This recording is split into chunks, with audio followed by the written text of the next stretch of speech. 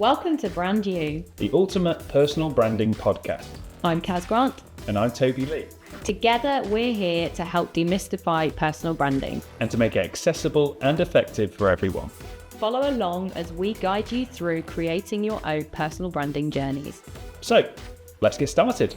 Let's brand you.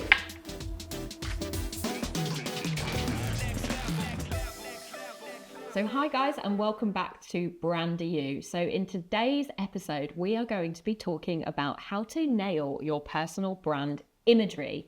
And last week, obviously, we were speaking about content creation and how to do that. So this will tie in really nicely because then you can get the really great images to tie in with the content that you're sharing. And I'm excited today because I'm not going to talk as much because we actually have a resident imagery expert, the legend himself, Toby Lee. So he's going to do more of the talking. So Toby, I'm so excited to pass the baton over to you with this expertise section. So no pressure whatsoever. No pressure whatsoever. Go, personal branding imagery. Personal branding imagery. I mean, it's where do we start? It's trying to discover why it is we use imagery, why it's so important to the effect it has on our personal brand and the messaging that we're putting out there. And ultimately, how can we then impact and control that? So what can we put into our visuals that's going to help communicate our messaging to our target audience? Yeah. Ooh, that's a lot. I feel like we're going to struggle to keep this to 30 minutes today. I think so, yeah. This might be a longer one, but we'll see. Okay then, so to start with, I guess, what I want to know is kind of what images are we talking about? Like, where are these images going to be used for our personal brand? Sure. So I think in terms of creating that content, it's always good we've worked out our target audience, we've worked out kind of what content resonates with them and what content we might want to produce. So then it's just a case now working back of going, okay, so if we know that's the end goal with our messaging and the reason we're putting content out there, what do those images look like for our brand? And I can't really sit here and go, well, everyone needs to have this kind of photo and that kind of photo because it's not applicable to everyone. But it's about working out what is it you want to say about what you do, essentially. So on the personal branding element, we start with the headshot or some sort of portrait. Yeah. We need something to introduce us. Something that's going to show what we look like physically so that when we walk into a room, people can identify us and hopefully just come over and start a conversation. Also, the importance of that of when you leave an event, and somebody connects with you online, that they can easily go, yes, that was the person that I spoke to, rather than, I think they were called Dave and they look for a Dave on LinkedIn and there's some picture of you from 15 years ago and that's not who you are now. So we want to make that process as easy as possible. The other part of what professional or some sort of portrait headshot does for us is it can also communicate our values. Which some people, a lot of clients don't really realise until they come in to update their headshot with me, that they don't realise how much their business has changed and their values and what they stand for. They think coming in from, well, when I last had my headshot, I had short red hair and now I've got long blonde hair or whatever, it might be. And actually, until they see these updated photos, they suddenly realise, actually, so much has changed since then. The outer layers of what we attach to how we feel about a photo when we look at it isn't just about the aesthetic. It's actually about, communicating what it is our business is about. We might have gone through different life experiences and changes and no longer resonate with that old picture anymore. So there's a real whole host of reasons as to why we might want to keep that updated, but also be aware of what messaging it's putting out. Yeah. I think I said it the other day at an event, didn't I? Like, you don't want to professionally catfish someone. So, like, when you were talking about how, your image needs to be an up-to-date version of yourself and clearly showing you want to be thinking about when you are online and connecting with people, when you move that in person, can someone recognize you in a coffee shop if they're going for a one-to-one meeting with you straight away? If they can't, then it needs updating, doesn't it? And it, like you said, it needs updating as well because we're different versions of ourselves throughout our lives. Like, does it represent the you anymore? No. Yeah. And if there's a disconnect there, is that one of the reasons why you don't want to share more on social media? Because you don't even resonate with your profile So how would others? Yeah, So interesting. that is interesting. Yeah, and also like on the back of your point about going to the coffee shop, it's so important. For some reason, whenever I get an inquiry, before I settle that call, for some reason the first thing I want to do is go to their website and try and find out what they look like. Yeah. And I don't know if it's just on a human level, we're just always intrigued by these things, but it's also when I go on that call, if I sort of know roughly who the person is, what age they are, for some reason I feel like I might be able to approach it with a bespoke sensibility that's going to help the conversation get started better, if you know what I mean. Yeah, And there's certain audiences that well, I guess it's about working out if they are my audience, I suppose, as to knowing as to what I say to them that I know has worked in the past with previous clients of a similar demographic that they resonated with and connected with me on, compared to, say, I don't really get too many kind of like young lifestyle influencer people get in touch with me for photos. So if they did, I'd probably feel a little bit anxious about that call of like, I don't really know what I'm offering and how to offer it to them specifically. Yeah. So, well, knowing that piece of information, you could go and do some research on that then, couldn't you? Or speak to somebody in your network that is that sort of demographic. Exactly, yeah. And then you could already, before you go, have that little bit of like, okay, I've thought about this now. I'll go and meet this person or have the call, then I'm just a bit more prepared.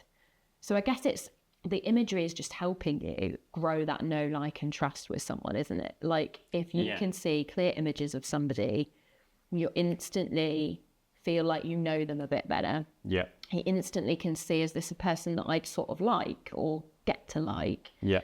Based off of, do they look like somebody who I normally do form a relationship of some or a connection with? Yeah. And then again, that trust element as well, because I think sometimes when I come across a profile and it doesn't have a profile image, but they're sending me a connection request, I'm like, I don't even know who you are. Yeah. I can't even see your face, like instant no. Yeah. So yeah, it's building that, isn't it? So, okay, so we've got like the headshot image. So that would that be mainly used as like your profile picture platforms? And then when we're thinking about other photos, like, are we thinking of like a cover image, content piece, like what other sort of Absolutely images? that. So I'd say we've got that fundamental, some sort of clear indication of who we are physically and what we're about in a headshot portrait. Then I'd say the next sort of range of photos we can look at creating are sort of lifestyle images that show what we do, and how we do it. So one example could be for a beautician client that does aesthetics of mine. So we've got the headshot portrait that represents her because she needs to build that trust. But then for something like that, that's a service offering, we need to show how she does it and how she might be with her clients to help build that trust, because obviously it's a bit like, I guess, stepping in front of the camera and my clients, I need to build that trust of what it's going to look like when you get in here and give as much information and build that picture for them. So it makes it a bit easier for them to go, yeah, okay, I'm going to go and do that. Yeah. But it works out across all industries. So I guess I use her as an example in that we can get photos of her maybe doing some of her services, maybe just having meetings with clients and just how she talks and interacts with people in the first place. And in terms of capturing these kind of images yourself, it's very easy to do in terms of, you can either ask someone just to take pictures of you talking to people. That's the fundamentally the easiest way to go about it. And the focus isn't necessarily on the person you're talking to, it's you doing the talking. So, for example, if I was taking photos of you having meetings now, I'd be over the shoulder of who it is you're talking to, just taking snaps so I can, see you smiling, see you nodding, the way you're listening. And it feels weird that we can capture that in a photo and that it works and makes sense to us. But actually, when you look at branding photography that kind of resonates with you and speaks to you when you're scrolling on a news feed and you kind of think, oh, that's a really good photo of them. Usually it's because there is a lot more going on. It's very active, even though there's not much physically happening, if that makes sense. So it's trying to build a little portfolio that you can then use them for different purposes. So you've then got things for your website, you've then got things for accompanying content on like LinkedIn posts or the social media platforms you're on, and we're just looking to just fill in the gaps for the audience of things that we can tell them. And it's using the what, where, why, when, how in your photo. So trying to look at that photo and go, okay, so if I was going to give all that information to my target audience, how can I get that in? And as soon as you start thinking on that deeper detail level, it actually becomes a lot easier to come up with ideas, because then you're suddenly thinking, well, I need to show that part of my business. I need to show me doing that. I need to show, the client calls is a huge part of what I do. The first thing somebody, when they inquire, I'm going to send them a link to book a call with me. So let's get some photos of me having a call, whether it's just me and my laptop, and, and start building that picture of what that process looks like. Yeah. So I guess if they've got the content plan already and they know the messaging that they want to share, that's where they can get some of this what, why, how, and when. Yeah, absolutely. From that, so you're going to be creating content about blah blah, you need then to show you doing that. I think there's a lot to be said for the stock imagery kind of thing. When I'm creating blogs or posts or anything, it's really hard sometimes going on to Canva or something and getting that specific thing that I need to share to go with that messaging. So again, can you recreate that yourself? And if it is just you sat with your laptop, that might be you doing a client thing online that showcases that then goes with that piece of content that you're talking. Sure, yeah. So it's creating those stock images, I guess, yourself, isn't it? Yeah, absolutely, yeah. And again, if you've already started using stock imagery, when you come on to creating your own content, it's useful to go back to that and go, okay, so why was I using that photo? It's not a problem that you did use stock imagery, but if you could replace it now and update it with, say you are booking a photographer for a shoot, that one's worked well on my website because it represented this. So that's what I now need to capture with me in it, and more specific to my industry and my business. That's so interesting. So what about when we're thinking about images then? So a lot of times with myself as well at the moment, I will take there'll be an image at the weekend. I just try and take as many images of life as possible, kind of making it a bit like a paparazzi. I'm the paparazzi of my own life. So I'll be taking pictures of absolutely everything, so that when I go back to creating whatever I need to create on Monday morning, I have so many images that I could use. Loads that I will never use and not use. So what do you think of images like just a selfie out and about, or somebody's taking a photo of you, I guess we're posed in front of something in the background. Yeah. Actually, are those not that beneficial? Because again, they're not really telling an active story, are they? They're you posing in front of something, or they're you... What are your thoughts on those kind of images? It's how you use them. So it comes back to the purpose again. I think something you're very good at is you might look back through your gallery of photos and your thought process might be, I just need to get something scheduled and I'll look at my photo, and then that might prompt you. But what you do is you then articulate a nice post with a story around it, and you might relate it back to business, or you might relate it back to something you've talked about recently, or one of your themes that you tend to discuss regularly. Yeah. Even though the content of the photo might be you out with the dogs, or it might be, but so it depends on the purpose of what you're using the photo for that makes the full sense of it. What we do see sometimes when we go on our feeds is people just kind of posting photos because they feel they need to get the content out quickly. They might just say, here's me out with the dogs, wasn't it lovely? And actually they're not relating it back or giving us a reason to kind of care about that or to kind of interact with it.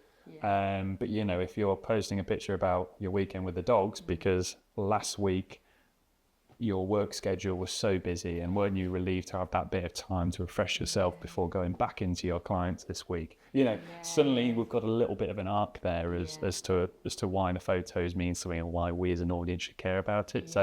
I think the paparazzi idea is great. I'm something I'm guilty of because I'm always carrying these cameras around and I'm working, and when I put the camera down, I'm like, that's it, that's me done. And I don't take enough photos. And my wife sort of says, we go on holiday and that, why aren't you taking pictures? Why aren't you getting nice pictures of us and capturing these memories? But actually, it's a weird one. If I go and see somewhere like, a stunning cathedral or something like that, I just kind of want to just stand and just take it in. I don't even get a camera out there.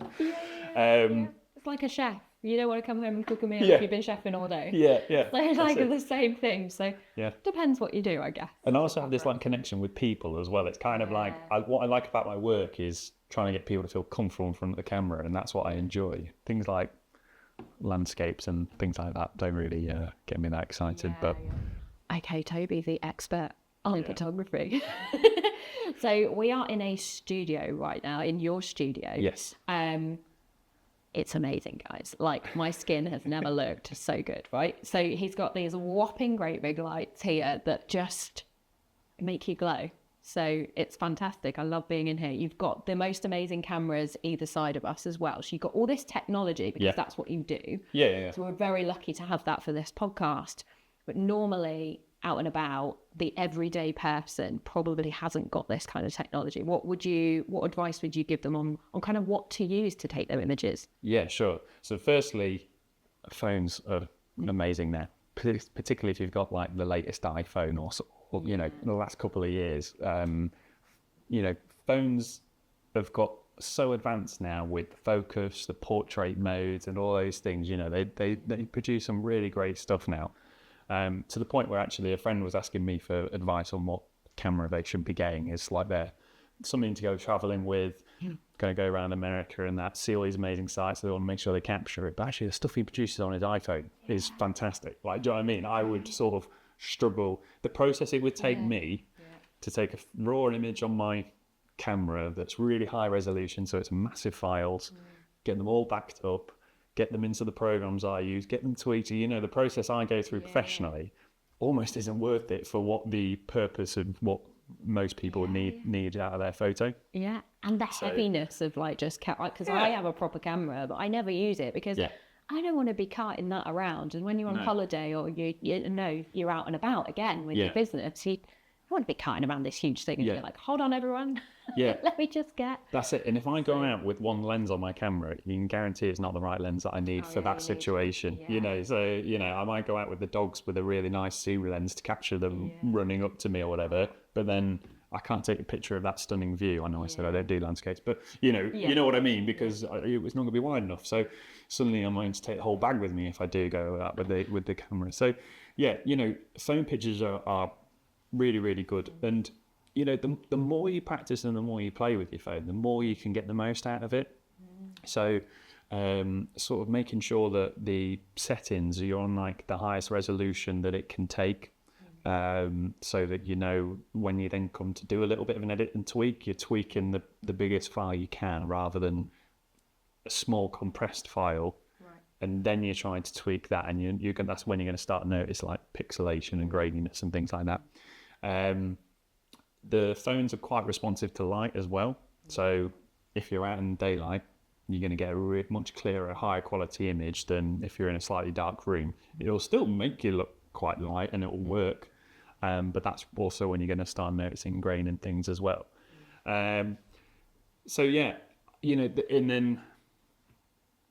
and then you can obviously add light to your picture. So, you know, I know a lot of people use ring lights and video lights and things like that. I'm not a massive fan of the ring light. I feel like we've talked about this before. You see the rings in the eyes, and for me as a headshot photographer, and the eyes are the first thing I look at, I always think they look a bit alien, a bit kind of like, you've got these, particularly my wife and I have been watching this horror film at the moment, this horror series, and like, it's got demons and stuff involved, and it's the eyes that go first, and this kind of just makes me think of ring light.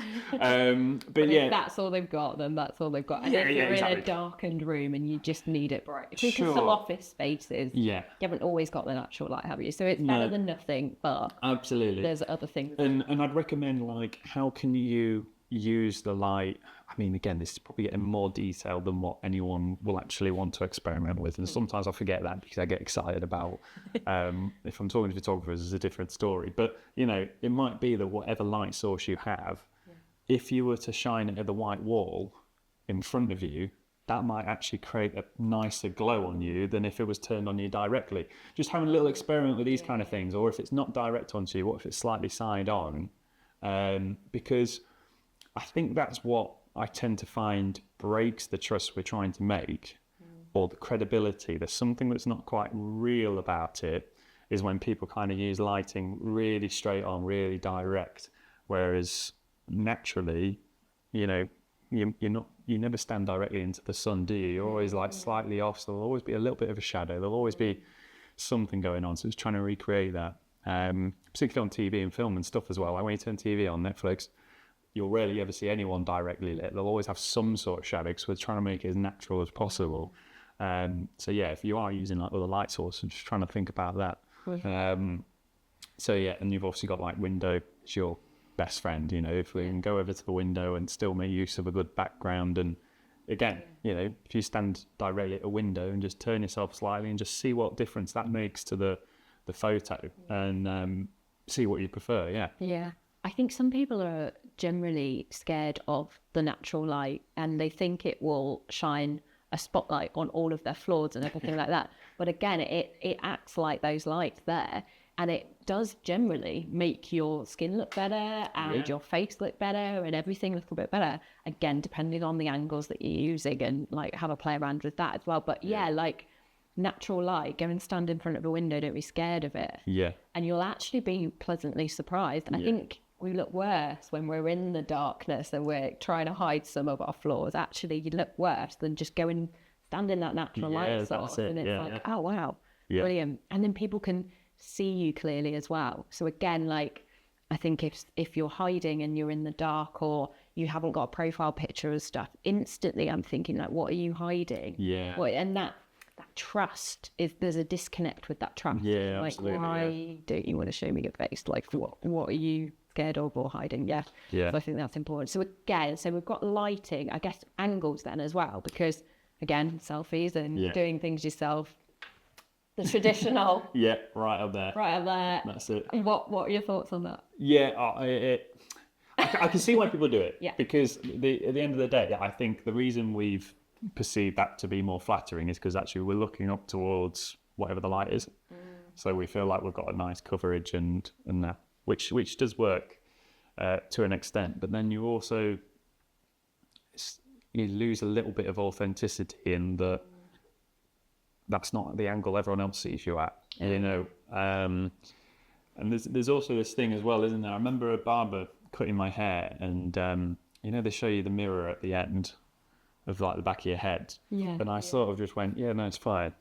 And he went, well, yeah, but I don't want to breeze over that bit, because that's the majority of people see you for the other 270 degrees of your head. You only ever see this 90-degree angle, and also at that level when you look in the mirror. So actually, it's quite interesting when we do start looking at different angles, or actually in my photography sessions, I tend to, you know, turn people in the chair, get them to sit slightly side on and things like that, and they'll see angles that they haven't seen in themselves before.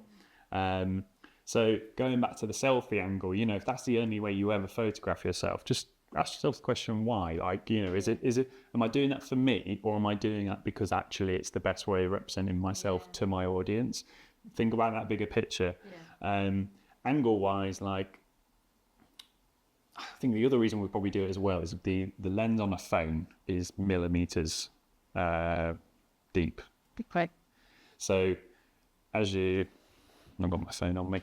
So as you tilt that, you're already distorting the lens a little bit. Right, yeah. So I guess we then have to kind of match our head, and there's all these different variables, and it's so easy to tweak and kind of go wrong with it, but also to try and find that sweet spot's quite difficult as well. So just keep playing, keep working out what works for you.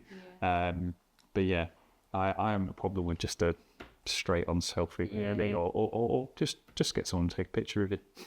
You know, sometimes just take it back, simplicity. You can only do what you do, but you know, if you're in a cafe and we've had a meeting, we want to document it for LinkedIn and get that, you know, obligatory selfie. That's great. That's really, you know, it's funny sometimes if the angle's terrible. But actually, there's no harm in just asking someone on the next table, would you mind just taking a picture of us? And actually, then we can think about, you know, we've got our hands free and we're not just doing that classic lean in thing. What else can we say? You know, we've been talking about this, you know, this project we're working on. So can we get some sort of picture up on the laptop while we, do you know what I mean? Like there's more of an opportunity to do something with it then. Yeah. And again, making you stand out a little bit then on the online space, because again, if every single image that you're seeing is that traditional selfie, and then that like selfie of you two together in a meeting, like you just had a coffee, great. More like scroll pastable, because everybody sees it all the time. There's something slightly different about yours, because you've had to play around with it. Stop the scroll. People are like, oh, what are they talking about? Oh, what's that? Interested to kind of hear your thoughts as well then on like height, because So obviously you're taller than me. Yeah. So you will always see me like a selfie. Yeah, that's like true. led Yeah. down in a way. So women could women possibly get away with that more if men are looking at them? Men might not perceive the Maybe. photos to be as different. But then Yeah. I guess if women are looking at us and we're similar or smaller or whatever, then it might distort it a bit. I don't know. There's just something that That's came into my interesting. head. Yeah, Then. yeah. I need to get photos of you mean, like that because I see I'm shorter. And I'll take back everything I said and say, no, that's not flattering at all. Don't get me from that angle. But I mean, so let me put the question on you. Why, so that angle for you, why do you think what is it about that you feel is different or? I like, normally for me as a woman, it's the most flattering, skinny-ish, like, angle. Like, it doesn't make my face, like, you won't see double chins. You won't see, like, what's up the nose. What I've had for, so that's just a traditional for me. That's going to make me look more flattering. Overall. So that's why and I guess why most women would probably do that. And when you hand your phone to a man and they take it like that, like you're like, flat on, dude, what are you doing? So us women are always thinking like, make ourselves look a little bit better. Interesting, yeah. Maybe there's a difference between them. Flat on is obviously going to make like your face a little bit wider, isn't it? Yeah. Because given how the lens is, given how like where your head is, and that. Yeah, okay, yeah. I mean, something I'm still trying to work out as well. Yeah, because I have such a clear way that I enjoy to work and experiment with the real camera and real lens. That just the behaviour of it is so different to how a phone behaves. So I'm still trying to. And it's just interesting again, isn't it? It's preference. It's like actually if you stood a certain way and taken a photo in a certain way makes you feel good about that photo and you then want to post that online because you like the way you look in it. It's not distorting yourself completely, but like you just love it and that makes you post it and do it. Yeah. Like if it's going to stop you by doing it another way, then maybe don't. But again, it's that thinking about it from your ideal audience's point of view, isn't it? And I think something I can definitely do better is thinking about it from that, like, and thinking about the whole story of the image. Because I think, again, when we're focused on, like, how do I look in this image, it's very, like, from our point of view, like, actually, what story are we trying to tell from it? What do we want to get across? Yeah, so off that point then, I'd advise think about what the whole image is rather than just yourself in that image. And if you put the focus on that, the angle really doesn't matter. If you end up here and that's what you like and that's what works for you, if it ends up down here, I'm not saying you will look better if you do this because I don't know enough about taking selfies to sort of prescribe that. But if you come back to what is the purpose and like you say, what is the reason for your target audience you want to take this picture, suddenly then the focus off yourself and you're going to be more experimental and not worry about what you look like in the photo. And the selfie's hard as well because you're looking at yourself on the phone live in real time as you do it. So it's hard not to be self-conscious and self-aware. Whereas if you've got a friend taking a photo for you or a photographer, it's different. You can just focus on doing what you're told and trust that it's going to work out fine. But if you're out and about and that's where you decide you want to take a selfie, make sure that your focus is on whatever the background is. If I wanted a photo here in this place because I'm by the cathedral or whatever, so I'm going to make sure not worry about the angle for me, but I'm going to make sure I get me in front of the cathedral. It's best for both of us, or at the meeting or at the conference or wherever it is that you are that you're documenting. More than us, it's about what's going on around us. You cannot get that cathedral, Lincoln Cathedral, in a selfie by taking it from that angle. I have tried a million times. Unless you're on the top. Unless you're on the top, You have to go under chin. Suck it up. You're going to look awful, but the cathedral is amazing behind you. So just, there we go. Love that. Have you ever tried this? Have you ever taken a screenshot of a video? Yes. How'd that work? So as in you could set say you want a little picture of yourself today at home or something. You could set your phone up, propped up against something on a video. Be natural. And then, have a sip of your coffee out the window or whatever it is, go back in and just slide the cursor through frame by frame till you find one that you think, oh yeah, that looks nice. You know, this is one where people in lockdown, people even did like virtual photo shoots in lockdown over Zoom. So they had the photographer like screenshotting, but telling them where to put the camera. It was bizarre. I don't know how people got on with that. But, you know, it's a similar vein to that, you know, if you're wanting to capture kind of,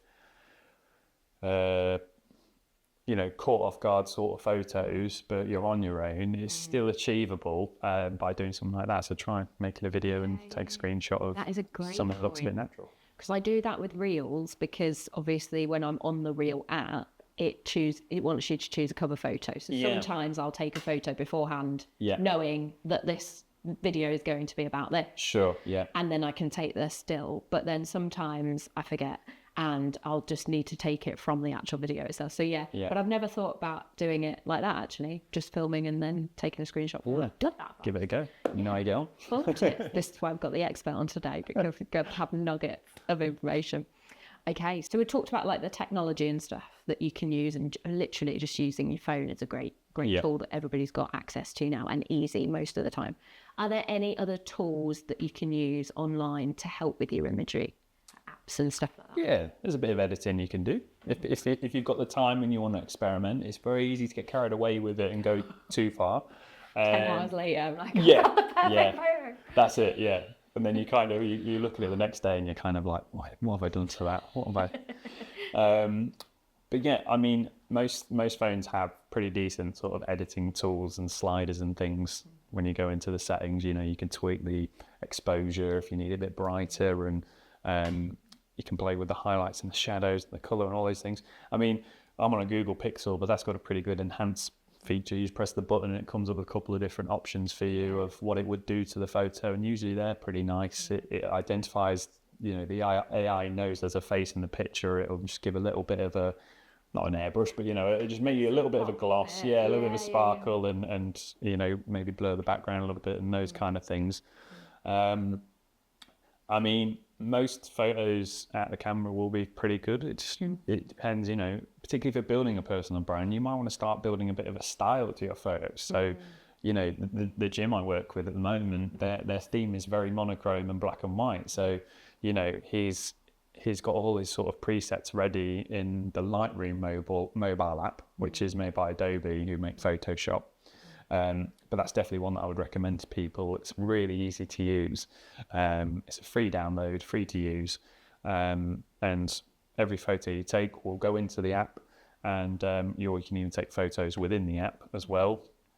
And from there, you can just use the sliders to just play over things, and also there's loads of other preset filters in there already.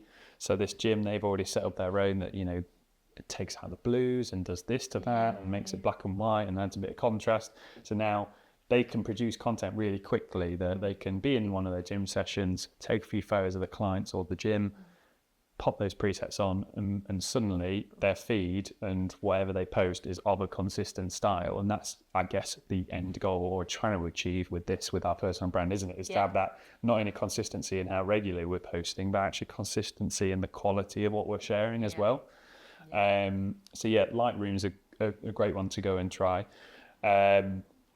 I know Canva Mobile as well has certain features and things that you can do to your photos and tweak them, particularly if you want to change how they're sort of presented. So if you want to put them in a bit of a frame or add some text and stuff, that would probably be the easiest way to do that. Create some personalised graphics. Presets make me laugh because I did go through a bit of a phase of presets throughout my Instagram journey. And you'll see if you scroll back on my feed over time, there are quite pinkish tint. There's different eras that I've gone through with different presets. We've got the pinkish like Taylor tint Swift, you got your own eras. And there was another era, and I look back now and I think, what was I thinking with that particular preset? But I wasn't doing it back then for any particular reason or purpose. I didn't have it in mind that I wanted to create this certain thing from it, or my ideal audience is like that. So I was literally just playing around. But you'll go through it now. And it just makes me laugh every time. It's like, what was the thought process there? But if you have that preconceived things that you need to do, and the set out and who you need to talk to and what kind of feeling and emotions you want to get across to people as a brand, as a personal brand, then you can use those to evoke that. And like the black and white one, like genius with the Jill as well, like quite a cool theme to be using. So and it really works for them, and it you know, might not work for somebody else who, you know, if I started putting all my content out in black and white, I wouldn't get any bookings, you know, it wouldn't work, would it? So unless I was the black and white photographer. You know, so it's thinking about, you know, what works for you and what could be really, really great for your content. I'm trying to think if there are any other apps that we've discussed that I've not mentioned, but you know, there's you don't really need that any apps actually, do you? No, there's loads of photo editing things out there to try, but Lightroom is definitely a great place to start. Yeah. So I want to talk about like professional photos in this as well. And I know that, you know, I've got professional photos from yourself, and I've taken my own photos of different things, and they are vastly different. Take the Lincolnshire Marketing Conference that we've just both been to. You were there taking professional photos, and I was one of the speakers, so you got some photos of me speaking, and they're just, I don't know how you do it, first of all, because I'm so animated. Some of the movements I come out with, gestures there's all sorts going, but actually again that makes a really great storytelling when I share it, so I love that. But I then tried to take some candid shots of you doing your job, because nobody ever gets you taking photos of them taking photos. So I thought I could send it to you then afterwards, and you could use it for whatever you need on social media. I sent them afterwards, and I looked and I thought, oh my gosh, you could tell that these are very amateur. So I guess like what I want to move into to kind of end and wrap this up with is like the power of getting professional photos as well. Because obviously, you know, we can take good ones ourselves to a certain extent. There's nothing like what you can create from an image.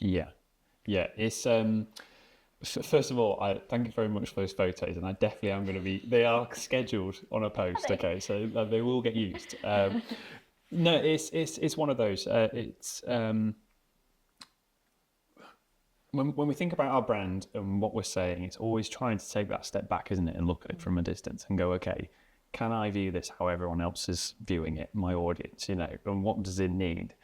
And think about how you respond to other personal brands or other businesses and the content they're putting out, you know, other people on LinkedIn that you like the photos of, and work out what are they doing that they're generating themselves, and what are they doing that they've actually got the help of a photographer. Because there's a range of options out there, aren't there? You know, there's the option to you know, employ a family member that's got a camera who is happy to do some extra photos for you. That might work out brilliantly, and you can have regular content consistently. Perfect.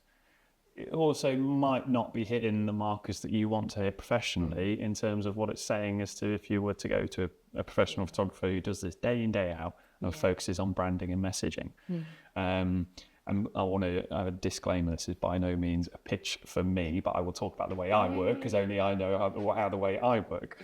But, you know, Lincolnshire in particular has some fantastic branding photographers and portrait photographers. And if you're listening further afield, you know, that there's so many options out there. Start making conversations with professional photographers, start having conversations, because even from those conversations, you might get ideas of what you can be doing yourself. It's a bit like how a web developer might offer an audit first of your website, and for free they'll give you a little video call with some bits that they picked up on your website that actually you could go and change now. It's a bit like that, you know, chatting to a professional, you might actually go, okay, so these kind of photos I don't need to pay for at this point. It's not right for my journey. But at the same time, there's something to be said for the investment, that when you invest in your business and the way your business looks and the representation of yourself, you are going to be in turn taken more seriously by your audience. Like, it happens. The fear we have is that if we're going to invest £500 into a photo shoot, that it doesn't work, it doesn't represent our business, that we don't like the photos, or that it doesn't tick that box of what we were trying to achieve in our next step of our business growth. Now, a lot of that comes down to people not liking themselves in said photo, and therefore that's why they feel the investment is a write-off. It might be that actually the photos are perfect for what they, they're aesthetically stunning, the client looks great, and the action within the photo represents their business brilliantly. But it might be that they don't like the photos because there's something about looking at themselves that they don't like, and so on. So there's lots of things to consider. And if you're someone who feels a bit camera shy, starting those conversations early is great, because that's when you're going to start building a relationship with a photographer. The more confident you feel with a photographer, the more you are going to love the photos. So a lot of my work tends to come from word of mouth, tends to be either people that have very kindly referred clients to come and have a chat to me because they've had a positive experience working with me, or we've jumped on a call first after that initial inquiry and we've started building that conversation about what we can do, what would work well for your business, how I'd probably think about photographing you, and build that trust through. Also your personal brand, like everything that you're sharing out there online at the moment, you are taking people through a journey of what you do, how you work with people, what you offer, and all the rest of it. So that is part of your personal brand. So again, through you showcasing that, people are going to come to you, and that's almost like the very start of the conversations, isn't it? That's what they see, and then they have a chat with you. So you've built up that as well. So yeah. So that's the power of them coming to you with their personal brand as well. They create that same storytelling and journey for their own client. Yes, It's so powerful. Yeah, and it has that knock-on effect, doesn't it? And always go back to that messaging. What is the message you want to put out? And as soon as you make that more important than what you look like in the picture, and it's trying to find the photographer that will do that as well for you. Because there will be photographers that will take beautiful pictures of you, but it's got to make sure it's going to represent your brand, your personal brand now, and the messages that you want to share. So the more idea you have on that, before you start looking at investment into professional photography or videos, the more likely you're going to create content that really works for you. But should go back through the series of this podcast, get clear on all of that first, and then go to your photographer. There's a client that got in touch last week who wants to book in, and I was so excited for the meeting because they were so clear on, this is where I'm at. I want to get this kind of content for this, because I do a lot of this sort of stuff with my audience on LinkedIn. I want to make sure I get something that I can use for that. And suddenly, they're almost an ideal client in a way, because they've got all that thought out. Contrast that with some people who go, I just need some professional photos, really. It's like, I don't know if you do need professional photos, because I think you've got quite a bit that we need to work out first. And I can certainly help you on that journey. I can certainly ask the questions that will get us to, all right, we need a photo of this for that reason. We need a photo of you doing this. And we can get there. But sometimes people think they're in the right place, but you just need a little bit of extra thought. That makes sense. Love that. And that's why you go and have a chat. Absolutely, that's where it starts, at the end of the day. Awesome. So today's action step, given what we've discussed, is it all starts with you. So take your camera out, take your phone out, and given the ideas that you've hopefully started to generate or think about with the messaging you want to put out there about yourself and your personal brand, start taking some photos. Experiment with angles, lighting, locations, go outside and try a few photos, go back into the office. If you've got a team around you, maybe have a play with them as well. Get them taking some photos of you and some group shots together. Can you get photos of them chatting with each other? And just see what works, until you kind of try something and then you review it. You don't really know how it's going to work for you. And I think what a lot of people do is, because we can instantly review photos on our phones straight away.